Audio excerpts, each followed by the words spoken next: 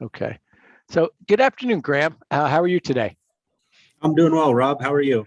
I'm doing well. It's a beautiful Friday afternoon. We made it through another week of this thing called insurance. So what I'm hoping to do today is just kind of get a little bit of your background, kind of history, your history, proper insurance history, and kind of a background in the Airbnb world. I mean, it's new to the insurance world. It's new to a lot of other people. So just kind of your background and how proper plays, and then kind of the Airbnb, the history of Airbnb, and kind of why you guys came to fruition. And then we'll go from there. Absolutely. Well, personally, I've been in the specialty insurance world for 15 years. And the last 4 or 5 years, I've been here at Proper Insurance in the world of short-term rental insurance. And about 8 years ago, Proper was created, and the owners of our company went to Lloyd's of London and custom created this policy with Lloyd's of London specifically for a vacation rental. And they did that using the commercial form, which we'll get more into later. But that's my background and Propers. And what else? What was the other part of that question? Just kind of your view of the history of the Airbnb market. I mean, Yeah, it absolutely. blows my mind if you think of it, how big it is, and yet it has no hard assets. Right? It's like, Right. Uber, Airbnb. I mean, people, those business models had hard assets and huge expenses, and Airbnb doesn't have that. So, kind of the Absolutely. history of Yeah. Airbnb and kind of where we're at now and what's new in it. Yeah, their assets are their hosts, they're the houses that their hosts own or rent. And so where Airbnb gained popularity, let's say 10 years ago, roughly, as it was probably before that, but started really getting traction 10 years ago. And in the insurance world before that, short-term rentals were just ignored. But once Airbnb started taking off, insurance companies started taking notice sort of in the last 5 years. And the fundamental issue at hand here is that a standard homeowner's policy, or in fact, a standard landlord policy, which is something that you would hold for a long-term rental property, has language in it that excludes business activity. And that's really what's changed in the last 5 years, is that these carriers have realized that listing your property on a short-term rental platform like Airbnb is going to amount to business activity at the property. And that goes beyond just denying a claim having to do with the short-term rental. The language around the business activity exclusion in a homeowner's or a landlord policy is actually broad enough to allow them to deny, in fact, any claim that arises. So yes, the guest starts the fire that burns the house down, that's going to be denied. But the freak electrical fire that happens when the property is vacant can also be denied using that language. So at the end of the day, you need to replace your homeowner's policy with something that allows for this business activity that's going on at the property. And that makes sense, because I'm working with people where I will sell them a vacant policy as opposed to a homeowner's policy, as opposed to a landlord. And you said it well, the fact that there's in an Airbnb, sometimes there's people there, sometimes it's not. And there's a rating to that. There's more likelihood of a bad claim in a vacant house. I mean, I live in the Northeast. I had a client who told me his mom's going to live here. Okay, cool. Well, his mom wasn't living there, it was vacant, it was under renovation, and the house froze. So, those kind of water, so that wouldn't have happened if someone had been living there. And the Airbnb is kind of a cross between the two, where sometimes it's vacant, sometimes it's not. And yeah, it's interesting, because that's the conversation I've been having with people, is that, the claim will be denied. And then this, which leads me to my next question, is there's two, I'll call them policies, and you're going to refute one of them, I think, but two policies that Airbnb sells to their hosts. And the way it's sold and the way I've read it on their website, it says, oh, this is really basically the only policy you need. And I've said to people, okay, let's say that's a good policy, and you're going to, again, refute this. Let's say those policies are good. The underlying policy is still wrong, right? Because it's a landlord or a homeowner's, and it still will exclude commercial any commercial activity among many other things. I always use what the policy you guys have. Well, they include bed bugs, right? No one includes bed bugs, right? I mean, it sounds kind of silly, but you also insure, hot tubs and any liability there and pools. So even if you have the Airbnb policies, the underlying policy is still incorrect. And you never want two insurance companies battling it out because you're going to get caught in the middle of that. So talk to me about the two Airbnb policies, not really from a comparison, but just kind of why they're there, but what they might cover, what they probably don't cover. Yeah.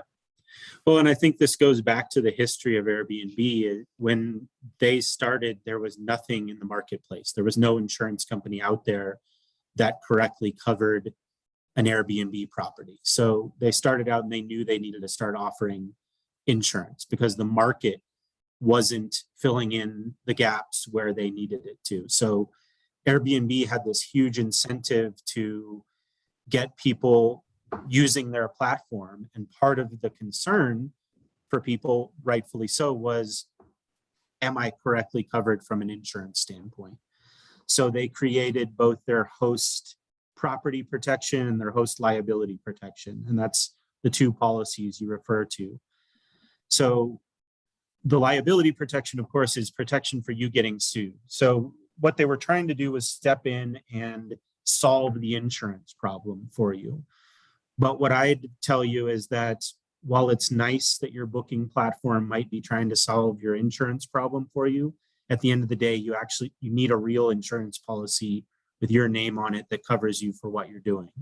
So if you're getting sued for $500,000 for a slip and fall, or if the pipe in your dishwasher or the wall bursts and you need coverage to replace the water damage, you're filing a claim on your insurance policy, whether it's with proper insurance or one of our many competitors.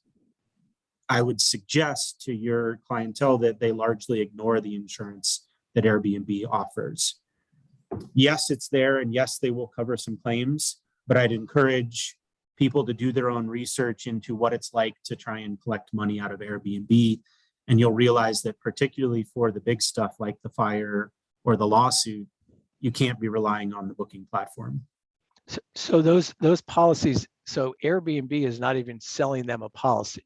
They're just adding them to their, like a master policy? Right. So really? Okay. There are no policy rights. They do hold a policy through some insurance company that covers them if they want to make claims on this. But at the end of the day, they have no duty at all, like you would with an insurance contract, to make a payment on anything. It's a marketing guarantee, pat on the back saying, we got you, but they don't have to. Interesting. Because I always say to people, what is your biggest risk is liability, right? A house burns down, you have the right policy, we're going to rebuild it, assuming it's written correctly and all that. But liability is a tough one because you don't know how much liability you need, right? It's a prepaid legal expense. I mean, is $1 million enough? I don't know, 2 million enough, but now you have a policy that probably doesn't cover a lot of it. And my, I won't call it professional opinion. My sarcastic opinion is Airbnb offers it to put some liability in front of them. They're protecting their entity, which is fine. I mean, that's how you layer liability, but they're not really protecting the Airbnb host. And I know there's differences there's first party and third party. There's all these other different ways to do it. But from what I understand, a lot of it's not even really covered. The host might be covered by the person that rents it. But what if the person that rents it has a friend there and that friend gets hurt? Now you're 2 steps removed. Is it? I don't know. I mean, and that's, like you said, with a contract, an insurance contract with the Airbnb host, at least you know what you're covered for and it's your policy. Right. Yeah, I think you're right on there. Okay, that's it's actually worse than I thought it was. Just quickly, what are some of the claims that you've seen come in and how the Lloyd's policy kind of covered them? I just want to get some ideas of some of the claims that have happened and that have been covered, and maybe some that haven't. I mean, insurance policies all have exclusions. They all don't cover everything. So I'm just kind of curious if you got some examples of that. Yeah, absolutely. I mean, at the end of the day, we're still issuing a homeowner's policy. So what you see in as far as statistics go is things like water damage would be the absolute most common claim. So this is your anything from hose in the dishwasher breaks, pipe freezes and bursts behind the wall, leaky roof. When you combine water damage together, that's going to be far and away the most common type of claim. Now, what everybody asks about is the guest damage claims. Mhm. And we're actually the only policy on the market that covers intentional guest damage. So fire, they leave the stove on and burn the house down. That's an accidental guest damage. We Yes. definitely cover that as well. And some of our competitors even wouldn't cover that. But intentional damage would be stuff like they throw a party at the house and cause tens of thousands of dollars of damage. That's going to be completely covered by our policy, subject to the deductible. Mhm. And then liability, you already mentioned this, but this is far and away the biggest risk that a host is taking by listing a property on Airbnb, because this is where it's a whole new category of risk and a whole new level of insurance that is needed. Is you're actually entering into a business agreement with somebody. You are agreeing to rent your property for X number of days to them for X number of dollars. And there's a liability can arise from that. Basically, you are inviting the public into your home by offering it on Airbnb. And this is where a life-changing financial incident can happen if you're not correctly covered. So our policy, being a commercial policy, offers commercial liability coverage. And not only that, but it's going to extend to things like amenities. So hot tubs, saunas, swimming pools, fishing equipment, bicycles, kayaks, canoes. And in addition to that, there's no geographic limitation to our liability coverage. So Oh, think about the okay. lakefront property where you're handing somebody the use of your canoe and they paddle out into the middle of the lake and tip the canoe over and get injured or worse. And we're going to cover that type of liability. So and then you also have this stuff like the slip and fall that is the first thing that comes to everybody's mind. That's obviously covered. And proper insurance has actually paid out 2 limit claims in the last 6 months on our $1 million liability coverage. So limit claim means we're paying to the full limit of our insurance. Wow. And one was a carbon monoxide issue and one was a swimming pool issue. Yeah, because both can cause disability and death. That's when you're going to hit those limits, right? I mean, that's Yep. it's interesting you bring up intentional damage. I was talking with a gentleman I just met. He's a real estate agent, and I'm part of a Facebook group, and they started talking about Airbnbs. And he jumped in and said, "Don't do it. It's not worth it. It's a lot of work. It's nothing to do with insurance. Just it's a lot of work." And so I messaged him. I had his cell phone. I messaged, said, "What happened?" So he called me that night. That's exactly what happened to him. The guy rented it from him. He had cameras outside. You can't have cameras inside, apparently. So we saw 15 cars show up. Okay. They were stuffing Caesar salad down the vents. Very intentional, right? I mean, there's no way you could. There were cigarette burns. The tile got wet. Someone spilled a lot of water. They basically destroyed the house. He did not have Airbnb insurance. He had the host policy. He had a landlord policy. He will never do this again because I had a conversation with him. The landlord policy did not respond at all, denied it. And the host policy, I guess it would be the property damage side of it. He ended up having to pay out about $25,000. So Airbnb covered part of it, but he So was still on the hook for yeah, and it 25,000. wasn't a deductible. He didn't really understand it, and I didn't ask deep questions, but basically he had to pay $25,000 because they paid for pieces of it. They were very selective. It wasn't like, yeah, we're going to cover everything and here's your deductible. It's like, yeah, that will cover but we're not going to cover this. We will cover, so based on the damages, they were deciding what, so we'll take care of the floor, right? That's good. We'll do that. We're not going to do the Caesar salad in the vents. He had to bring a professional HVAC guy in. That's gross, right? And it sat there for a couple days. Some of the cigarette burns and all that, they said, no, we're not going to cover that. So they had to buy new furniture. So he had an experience with Airbnb, which was horrible, but was even more amazed by the fact that he had gone to the agent, said, we're doing Airbnb. And he said, oh, your policy's fine. The landlord works great. And Yeah. What I have said to people, and I think, you said it right in the beginning, you guys went to Lloyd's of London, which is where everyone goes to get a custom policy, right? And said, this is Airbnb only. We need you to build it from the bottom up. The insurance industry loves to duct tape with endorsements and add pieces. And so you have a landlord policy that has an Airbnb endorsement, and people sell them. You can add, and it's based on the number of days it's advertised. Well, it's still a landlord policy. The endorsement just says, yeah, we will cover short-term rentals based on the current form. They don't change the form, from what I understand. So all those coverages are the same. You just have this piece that says, because before they wouldn't have covered it at all, right? Like you alluded to, when Airbnb started coming out. And so, yeah, it's covered, but it's still the same form. It's still not a commercial-based policy, unless you write a commercial landlord policy. But even then, it's probably not covered. But it's just, yeah, talking to this gentleman, I was just like, well, I said, you're going to do another Airbnb? He said, never.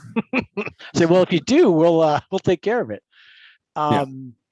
You had alluded to some of the coverages. Could you just kind of go through that again of what, because there's a lot of bells and whistles. Like I said, I always joke when I talk to people about your policy, and I'm like, they even cover bed bugs. So we're talking thorough, but just kind of a high level, because I love when your presentation, it's like 15 or 16 items in English that say, we do this, we cover this. So if you could just kind of walk through that at a high level of what those coverages are, and that, give people an idea of that. Absolutely. So at a high level, what we're doing here is designing something that would replace your homeowner's policy. So your normal homeowner's policy is going to cover things like water damage, wind and hail claims, backup of sewers and drains, fire, tree falls on the roof, those kind of things. So everybody understands those type of coverages. So you've got that. But then we're also adding in both accidental and intentional damage by the guest. And I did touch on this already, but accidental damage would be things like they leave the stove on and that burns the house down. And then intentional damage would be things like theft and vandalism. And then an important component that a lot of hosts don't think about right off the bat is income coverage. And this is incredibly important because a lot of these hosts are relying on the Airbnb VRBO revenue in order to make their mortgage payment. And if now you have a situation where the house is burned down, you're still on the hook for that mortgage payment, but you now have no Airbnb revenue coming in. So a commercial policy like we do is going to directly replace dollar for dollar your revenue you were making on the property so that you can still make your mortgage payment. And then, as I've alluded to a couple of times, the most important part of all this is the $1 million in commercial liability coverage. And that's there to respond to bodily injury or property damage that you're liable for as a result of running your Airbnb business. Gotcha. And business income is key because, obviously that's in all commercial-based policies. I write small and medium-sized commercial businesses, and that's critical. And we found out in COVID, because none of this was covered, right? The pandemic is not covered. We all had exclusions, how important that is. How does the business income work? I honestly don't know this. So do you look back at the last year or revenue like we do with commercial businesses, or how do you determine that business income number?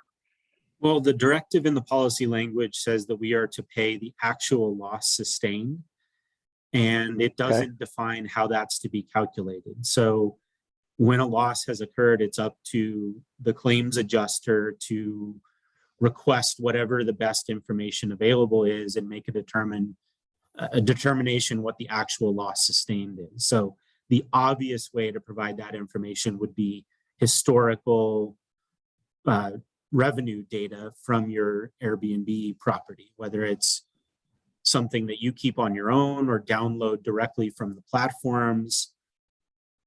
and tax return would be the least likely way to do it, but certainly that would be another data point as well. So in the event of this loss, you're just going to provide the claims adjuster whatever the best data available is to show what you would have made during the next X number of months while the property's out of commission. Okay, and it's probably very similar to the business income of a business where we'll audit its books and records, and that gross revenue number, we might average it out over 12 months if it's a seasonal business, which Airbnb does have that seasonality to it. Depending on the There's location. no averaging. You don't average.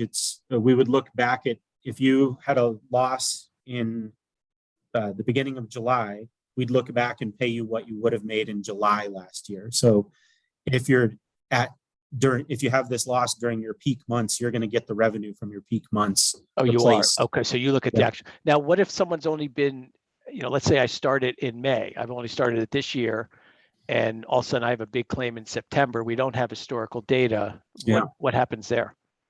In that scenario, we've gone and we've pulled data from there's companies out there that provide data on short-term rentals, like companies like AirDNA is the first one that comes to mind. And we've paid based on what other similar sized and number of bedroom short-term rentals do in the area, in the situation where there isn't any good data to figure out what the actual loss sustained would be other than third-party data.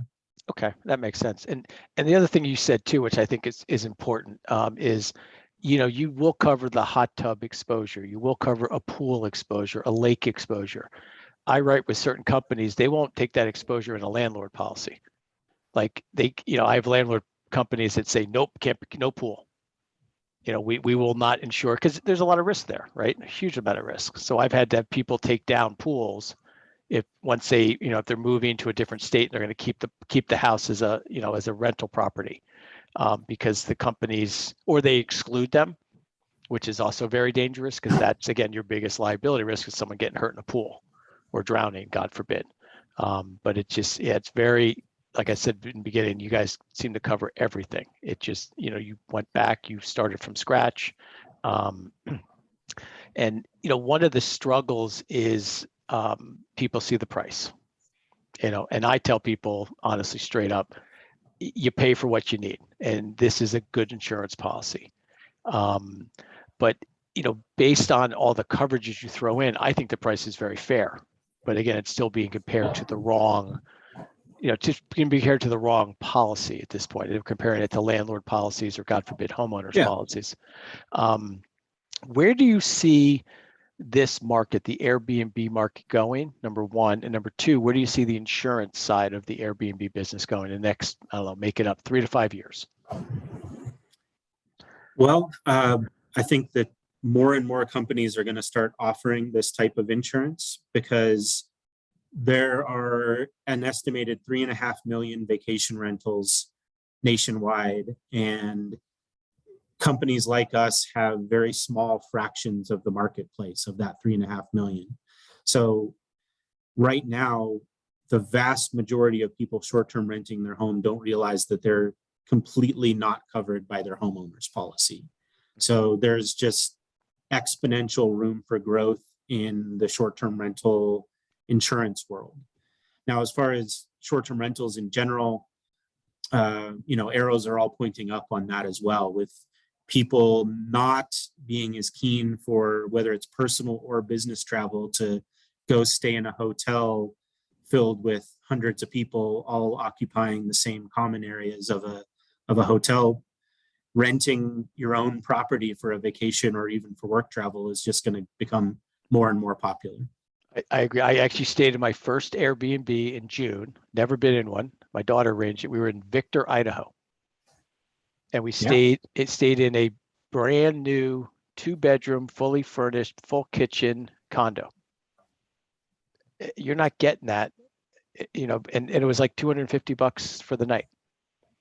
Yeah, absolutely. And we couldn't find that. I mean, we were staying near Jackson Hole, and it was $500 a night for a hotel room in Jackson Hole, for a hotel room, small hotel room. So it was a financial decision, but we had a whole, we had a whole condo, and it was And it was beautiful. great, right? It was the perfect property for you, I imagine. Well, and the thing that I didn't understand, because my daughter did it, and I'm not part of the tech. I didn't grow up with all this technology, but it was as she was on her phone the whole time, and they're like, "Okay, we're here." The host welcomed us with in an email. The host had sent us, "Here's some things to do in Victor, Idaho. It's a very small town. Go to this restaurant. Go, here's an ice cream shop." So we had kind of the lay of the land, and then we picked up a key. The key was right there. It was simple. I mean, Mhm. literally just picked up a key, walked into this, I felt like I was walking into someone's condo. I felt like I really shouldn't be there. But it was so simple and so easy to do online. And, you know, I know there's a whole business around, some of my clients do Airbnbs, there's a whole business around the cleaning side. They had a cleaning crew come in. The place was spotless when we got there. Let's start there. I mean, it was spotless. And the host kept in touch with us. Hey, how's everything? Which is smart, right? Because I mean, not everyone's the way. We left the place cleaner than when we got there, but that's not the norm, unfortunately. But she's keeping in touch with us. Someone does own this thing, and it was very easy. And like you said, COVID kind of helped this with you do want to be in all the common areas. You want to be in a hotel room. I mean, we had a full refrigerator. We had a washer and dryer. We did laundry. Mhm. You're not doing that in a hotel. Absolutely. And then you have the host side of that equation, where somebody owns a condo in a beautiful place like Victor, Idaho, and they are able to afford it because they can put it on Airbnb and rent it when they're not using it. And it's not only is it an incredible source of income for that family, I'm sure, but it's also a vacation home for them when it's Oh not yeah, yeah. being rented. They can go there for a month. I mean, I remember my mom had a place in PGA National down in Florida, and this was pre-Airbnb, and they managed it for her, but they took 40% of the rental income, and they Absolutely. and That's they and they told her when she could come, and it was hers. She owned it. So they right. controlled that based on the flow, and they said, no, you can't come in the peak season. You can only come after peak, because they were, of course, getting maximum money, but they were taking 40%. I don't know what Airbnb takes, but it's not 40%. Well, Airbnb, lots of people are complaining about how high their fees are these days. And we've heard anecdotal information that in some areas is as much as 30%, Oh, which it is is that high. equivalent to what a full service property manager would hire. So this day and age, your property manager is going to have to use Airbnb. So they're going to take a big cut. And then if you have it professionally managed, they're taking another big cut. So yeah, it's lot of fees involved for these hosts, and it's tough for them to want to pay a little bit more for an insurance policy, but it's just way too important not to. And not everybody needs to buy our insurance policy. It is on the expensive end of the market, but if they're going to buy something else, they need to do it with their eyes open going in, knowing what they're self-insuring, so to speak, what types of lawsuits aren't covered by that other policy, and those kind of things. And what I tell people when they ask me about the price of our insurance policy is just like, if your business can't support this, maybe you ought to consider not short-term renting, because that's the level of risk you're taking on. And I'm never scared to talk about our price, as long as somebody gives me the time to explain what the coverage we're offering in comparison to our competitors. Yep, and that's the thing. I something just popped in my head. So if you don't know the answer to this, I will give you that pass. I had a guy approach me. He rents a house from a landlord, so he's a tenant, and the tenant Airbnbs that house out, and he has permission. It's in that. How do you ensure that? Who has the Airbnb policy at this point? The person who leases the property and is running the Airbnb business would come by a policy from us. We essentially write the same policy we would on a home, except no building coverage, because the person who's leased the home doesn't have an insurable interest in the actual structure of the building. So it's on the owner of the property to continue to have whatever insurance policy they feel is right for them, and then proper insurance ensures the person running the Airbnb business, which is the person who's leased the property. That makes sense. So the landlord would have a landlord policy because he's leasing it out to that person. So in a lawsuit, that's going to be a mess. because It's going to be a mess. everyone's getting Uh, sued here.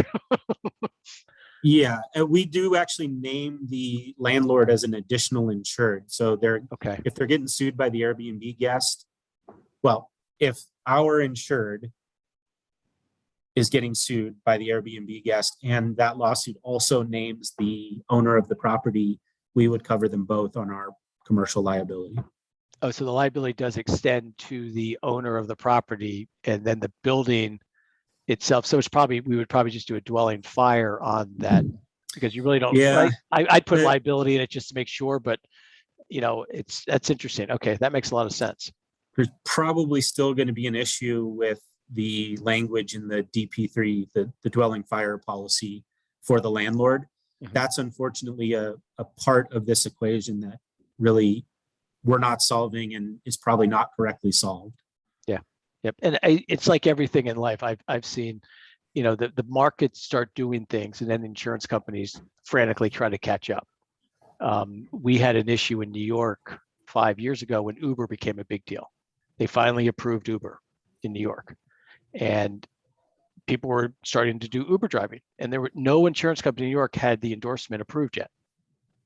It took about 18 months for the first company to get approved. Right, But which is why Uber stepped in and tried to offer their own insurance in that equation. yeah, Right? which works. But as I investigated what they actually covered, they only cover one part of the journey, not the other two parts. So the client who was Ubering, who was the Uber driver, was exposed quite a bit. Well, right, and they had already invalidated their regular personal auto policy by accepting money for one ride share.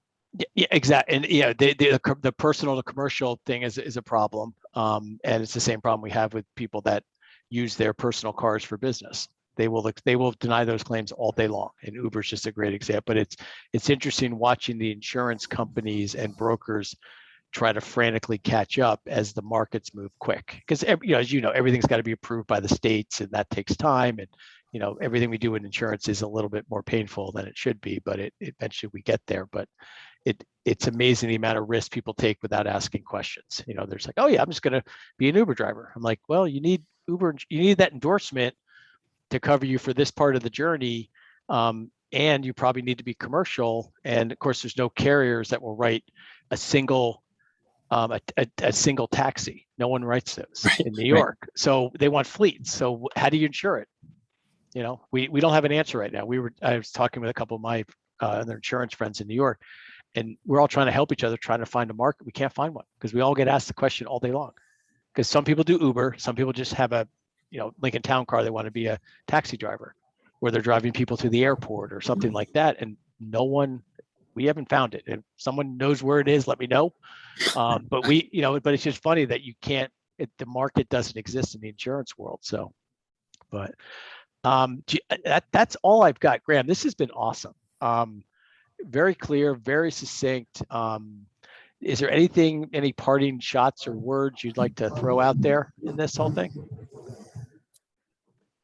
No, I'd say that if you have questions about it, go ask your agent and verify that you're covered. So, you don't have to come to Proper Insurance, but you have to have a very in-depth conversation with your agent about this. And if you don't like the answers you're getting, you're probably not covered correctly and you need to find something else. I agree. And I always tell people too that, get it from your agent in writing.